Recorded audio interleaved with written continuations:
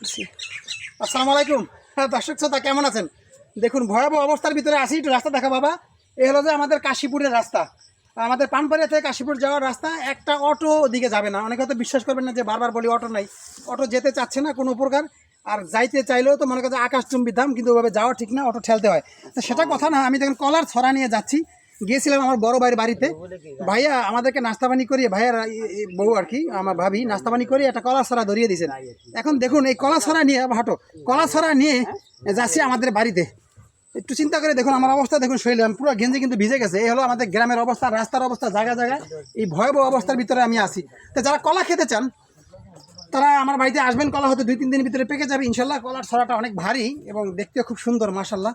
খুবই সুন্দর একটা রাস্তা ধরে আমরা যাচ্ছি, দেখতে পাচ্ছেন পানপাড়িয়া এই বিলের মাঝখানে আমরা আছি, খুবই সুন্দর। ক্যামেরায় আছেন আমার ছেলে, আমার বড় ছেলে, ওর জন্য সবাই দোয়া করবেন। এই হলো অবস্থা আমাদের বরিশালিয়াদের। তা সবাই ভালো থাকবেন। আসলে কলা ছড়া বাড়িতে নিয়ে যাওয়ার একটা মজাই আলাদা। কষ্ট হলো যেহেতু ভাবি আমাকে গিফট করেছেন, ভাবিকে অসংখ্য ধন্যবাদ। আর আমার ভাই প্রবাসে আছেন, তার জন্য দোয়া করবেন সবাই ইনশাল্লাহ।